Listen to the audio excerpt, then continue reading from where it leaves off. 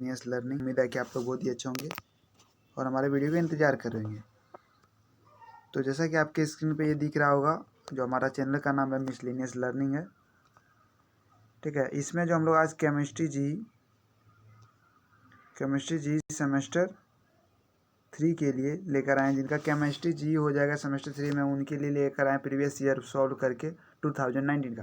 देखिए, सबसे पहले आपका इसमें 3 सेक्शन है, इनऑर्गेनिक, ऑर्गेनिक और फिजिकल केमिस्ट्री। इनऑर्गेनिक में हम लोग का जो सिलेबस है, S and P block elements पढ़ना है। ऑर्गेनिक में ऑक्सीजन कंटेनिंग फंक्शनल ग्रुप पढ़ना है और फिजिकल में पढ़ना है physical phase equilibria and chemical kinetics. और उसका देख सकते हैं एस एंड पी ब्लॉक के अंतर्गत क्या पढ़ना है आपको, ये देख सकते हैं, ये सिलेबस है। उसके बाद ऑक्सीजन कंटेनिंग फंक्शनल ग्रुप के अंतर्गत आपको क्या पढ़ना है, ये देख सकते हैं इसमें आप। उसके बाद phase equilibria and chemical kinetics में क्या पढ़ना है, ये आप देख सकते हैं इसमें, इस पीडीएफ में आपको सब मिलेगा। और देखिए 2019 का यहाँ पे ये जो है आपका क्वेश्चन 2019 का है। कितना का है? 2019 का। ये भी सॉल्व है, पूरी तरह से सॉल्व है प्रीवियस ईयर क्वेश्चन पेपर। ये कब का है? 2019 का है। चलिए देखते हैं क्वेश्चन। सबसे पहला क्वेश्चन जो आपके स्क्रीन पर है, आपके स्क्रीन पर इस तरह का क्वेश्चन है, कुछ है।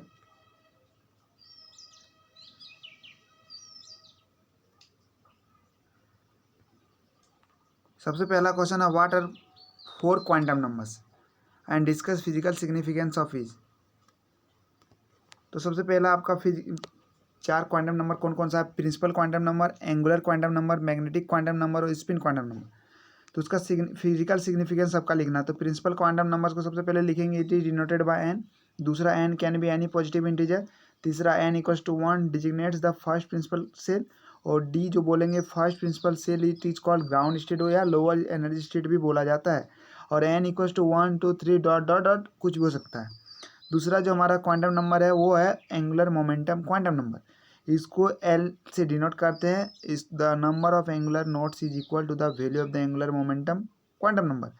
और each value of L indicates a specific S P D F subshell. इसमें जो एल इंडिकेट करता है वो S P D F subshell को इंडिकेट करता है। नेक्स्ट पॉइंट इसका अगर देखेंगे तो the value of L is dependent on the principal quantum number. ये मोस्ट इंपॉर्टेंट है कि जो वैल्यू होता है एल का, वो डिपेंडेंट होता है किस पे? प्रिंसिपल क्वांटम नंबर एन पे। ये जो लाइज करता है, इसका जो स्टार्टिंग होता है 0 1 2 3 dot dot dot n minus 1 तक। तीसरा जो क्वांटम नंबर है वो मैग्नेटिक क्वांटम नंबर है। इसको डिनोट करते हैं एम एल से। Its value depends on the orbital angular momentum quantum number. इसका जो वैल्यू डिपेंड्स करता है orbital angular momentum quantum number की। इसका जो वैल्यू होता है minus l plus 1 minus l plus 2 dot dot dot plus l तक, माइनस एल से प्लस एल तक। और चौथा जो है spin quantum number. Spin quantum number it is denoted by m S और it does not depend on another quantum number. इसका third property है, इट सिग्निफिकेंस है प्लस हाफ रिप्रेजेंट्स अपवर्ड के डायरेक्शन में जाएगा और माइनस हाफ रिप्रेजेंट करेगा downward. और it's value varies from plus half से माइनस हाफ के बीच ही इसका वैल्यू वेरी करता है। देखिए, आपको जो ये नोट्स है बहुत इंपॉर्टेंट नोट्स है। आप ये नहीं सोचना है कि ये कोई भी एसकेएमयू का जो गैस पेपर आता है उससे छपा हुआ नहीं है। ये मेरा हैंड रिटन नोट्स है और खुद से सॉल्व किया गया है। ईजी वे में हमने इसे नोट किया है, ठीक है। ये हमारा पहला क्वेश्चन था। दूसरा क्वेश्चन देखते हैं। पूछा है, draw the shape of sp3 and sp2 hybrid orbitals. दूसरा क्या है? Draw the shape of sp3 and sp2 hybrid orbitals. तो देख लेते हैं हम लोग sp3। देखिए, हम sp3 और sp2 बोला तो हम एक sp भी सॉल्व कर देते हैं। sp का भी शेप किस तरह बनता है देख सकते हैं। sp2 का शेप देख सकते हैं। sp2 बोला यानी अलॉन्ग द एक्स एक्सिस भी जाएगा और अलॉन्ग द वाई एक्सिस भी जाएगा। और हर sp2 में एक आपको एंगल भी पूछ सकता है, तो आप ऐसा करना है कि सिर्फ sp2 का फिगर नहीं बनाकर उसके बीच का एंगल भी आप दिखा सकते हैं। sp3 में देखिए 3 बोलन x y along z axis, तीनों एक्सिस के जाएगा। इसके बीच का जो एंगल बनता है हर दो नोट्स के बीच, इसको नोट्स बोला जाता है। नोट्स के बीच जो एंगल बनता है वो 109 डिग्री 28 मिनट के इक्वल बनता है। अब पूछा था नेक्स्ट पार्ट में इसमें इलेक्ट्रॉनिक कॉन्फ़िगरेशन किसका? क्लोरीन का। देख सकते हैं 1s2 2s2 2p6 3s2 3p5। Chromium 24 का पूछा 1s2 2s2 2p6 3s2 3p6 4s1 और 3d5। और कॉपर 29 का पूछा 1s2 2s2 2p6 3s2 3p6 4s1 और 3d10 और आर्गन का पूछा है 18।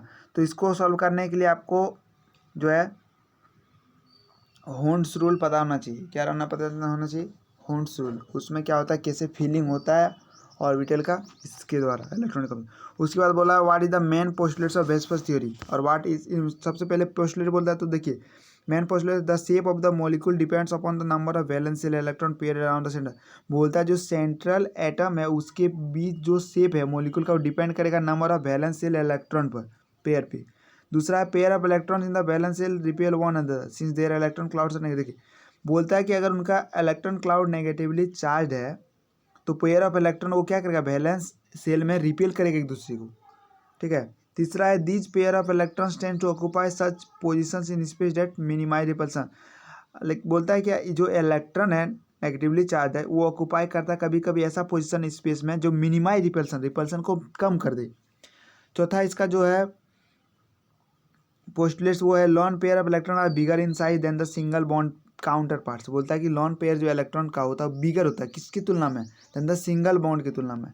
इसमें जो फॉर्मेशन होता है लॉन पेयर के बीच सबसे बड़ा, फिर लॉन पेयर बॉन्ड पेयर के बीच, और फिर लास्ट में बॉन्ड पेयर के बीच। नेक्स्ट है इसका पांचवा postulate the size of balance cell electron pair domain participating in a single bond decrease with rising electronegativity strength of the attached group. बोलता है जो size of balance cell electron का है वो डोमेन पे जाएगा, किस पे जाएगा, डोमेन पे।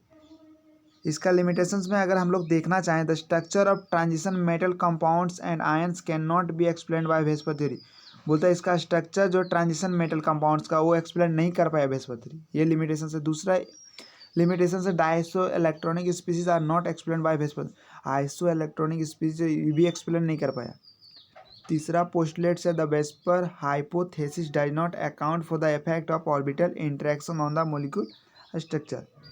चौथा है several compounds defy this idea since the theory ignores the active lone pairs and their corresponding sufficient group size. बोलता है क्या कुछ ऐसा कंपाउंड्स होता है वो लॉन पेयर को इग्नोर कर देता है। और लास्ट इसका लिमिटेशंस है the exact bond angle between the atom in a molecule can not determined using VSEPR theory को डिटरमाइन करके जो एग्जैक्ट बॉन्ड एंगल इसमें हम लोग नहीं निकाल सकते किसी भी मॉलिक्यूल के बीच का। चौथा क्वेश्चन पूछाएगा how lines of hydrogen atom spectra have been interpreted by Bohr model of atom. तो देखिए Bohr explain us that the electron in the hydrogen atom only occupy distinct orbit. बोलता है क्या बोर जो एक्सप्लेन करेगा electron hydrogen atom कहाँ पे, सिर्फ ऑर्बिट पे करेगा around the nucleus, not at any distance from it but at a certain specific quantised position और specific radius each one corresponding to an energetic state of your hydrogen atom. बोलता है कि कोई डिस्टेंस पे नहीं but एक certain specific quantised position होना चाहिए जिसका एक स्पेसिफिक रेडियस हो, वहाँ पे ये क्या करेगा, ऑक्यूपाई करेगा। Where energy not radiated by them, और वहाँ पे एनर्जी रेडिएटेड नहीं होना चाहिए। When the electron shift from one allowed orbit to another it absorbs और release photon of energy which match exactly are separated between the energy of the given orbit. बोलता है कि जब इलेक्ट्रॉन शिफ्ट करता है, जब अलॉक करता है एक ऑर्बिट से दूसरे ऑर्बिट में, तो वहाँ पे एक रिलीज होता है क्या, फोटोन ऑफ एनर्जी होता है फोटोन के रूप में रिलीज, जो एग्जैक्टली सेपरेट करता है energy of the given orbit, जो दो ऑर्बिट के बीच क्या करता है, एनर्जी को सेपरेट करता है। The main points of the model are that, इसका मेन पॉइंट्स वो जो था electron revolve the nucleus in orbit that contain a set size and energy. बोलता है इलेक्ट्रॉन रिवॉल्व करता है न्यूक्लियस में इन ऑर्बिट। नेक्स्ट है इसमें the energy of the orbit is related to the size of it, जो energy होता है ऑर्बिट का वो किससे रिलेट करता है, साइज से। The least energy is found in the smallest, जो सबसे स्मॉलेस्ट ऑर्बिट होगा उसमें एनर्जी भी क्या होगा, कंपाउंड किया जाता है। देखिए इसको मैंने फिगर से ड्रॉ कर दिया है। इसमें जो लाइमन सीरीज होता है, बाल्मेर सीरीज विजिबल होता है, पॉइसन सीरीज जो इंफ्रारेड होता है, देख सकते हैं आप। इसके बाद short notes on lattice energy पे शॉर्ट नोट्स बोला है। नेक्स्ट क्वेश्चन है 5वां number, lattice energy can also be defined as the amount of energy that is spent to separate an ionic crystal into its constituent ions. It can be evaluated considering different contributions to the potential energy. और lattice energy depend करता है charge of the on the ions and the size of the ions. Lattice energy किस पे depend करता है, charge on the ions and size of the ions. इसका जो formula होता है N A alpha Z square e square by 4 pi epsilon naught R0 का square into 1 - 1/n, इसका SI यूनिट जूल पर मोल होता है। नेक्स्ट शॉर्ट नोट्स लिखना है सॉल्वेशन एनर्जी पे। बोलता है जब कोई गैसियस कैटायन या फिर गैसियस एनायन रिएक्ट करता है सॉल्वेंट से इन द लिक्विड स्टेट, तो एक सॉल्वेटेड कैटायन या सॉल्वेटेड एनायन वहाँ से ऑब्टेंड होता है। इसी प्रोसेस को क्या बोला जाता है? सॉल्वेशन।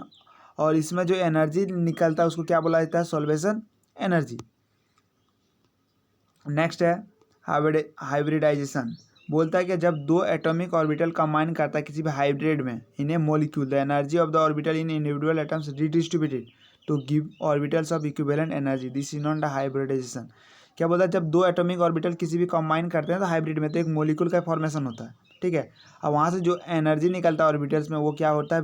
बढ़ जाता है, सभी ऑर्बिटल में इक्वली बढ़ जाता है, उसको हाइब्रिडाइजेशन बोला जाता है। हाइब्रिडाइजेशन का कुछ फीचर्स है। Hybridization occurs between atomic with equal energy. बोलता है कि हाइब्रिडेशन जो है एटॉमिक के बीच होगा आकर जब इक्वल एनर्जी होगा। The number of hybrid orbitals form equal the number of atomic orbitals mix. बोलता है क्या? हाइब्रिड ऑर्बिटल्स में फॉर्म करेगा इक्वल नंबर ऑफ एटॉमिक जब मिक्स रहेगा। Hybridization occurs only during bond formation not in a single gaseous atom. बोलता है कि हाइब्रिडेशन भी फॉर्म होगा कब?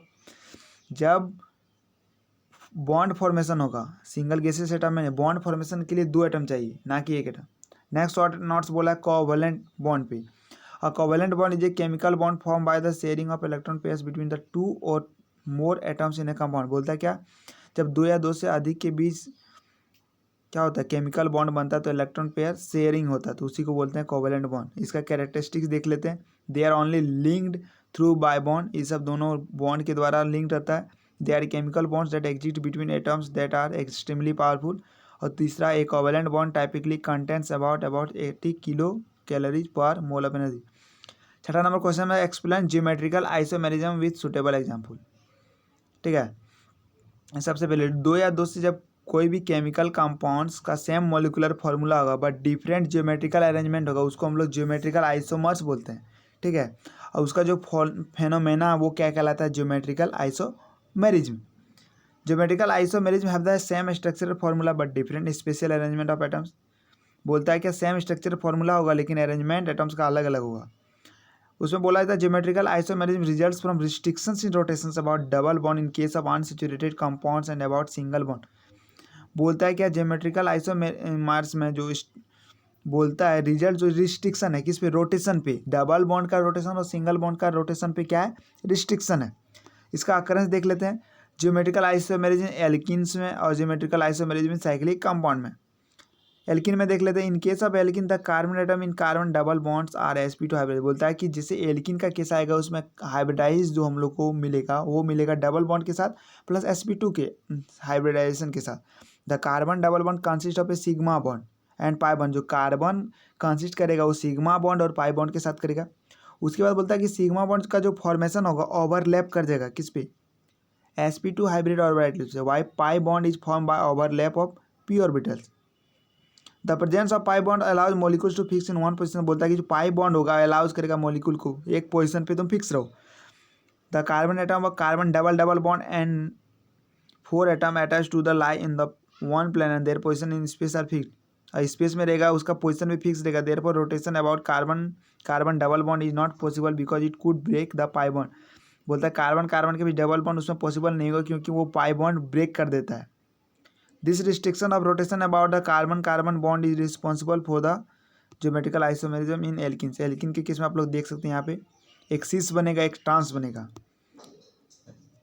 नेक्स्ट देखते हैं how are alkenes prepared by Kolbe synthesis के द्वारा एल्किन को कैसे प्रिपेयर करेंगे। देखिए एक concentrated sodium salt of carboxylic acid is electrolysed होता है। The alkane is formed at the anode is one product this process called the एल्वे।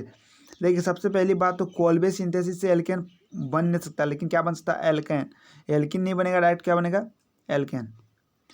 Woods reaction it provides a method for the synthesis of higher alkanes from alkyl halide. से जब treating करते हैं metallic sodium इन diether में तो वहाँ से हम लोग को क्या बनता है? एल्केन फॉर्मेशन होता है। बोला गया कि in case of Wurtz reaction there exist a side reaction. जब कभी भी साइड रिएक्शन एग्जिस्ट करेगा तो एल्किन का फॉर्मेशन होगा।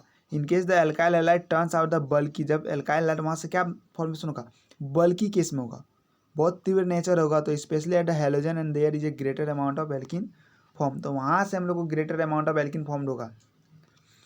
उसके बाद व्हाट आर इलेक्ट्रोमेरिक इफेक्ट। देखिए एक इसमें आपका जो है कैटालाइटिक हाइड्रोजनेशन वो मैं 2018 में करा दूंगा, इसमें दिक्कत नहीं है। व्हाट आर इलेक्ट्रोमेरिक इफेक्ट, तो इलेक्ट्रोमेरिक इफेक्ट क्या है?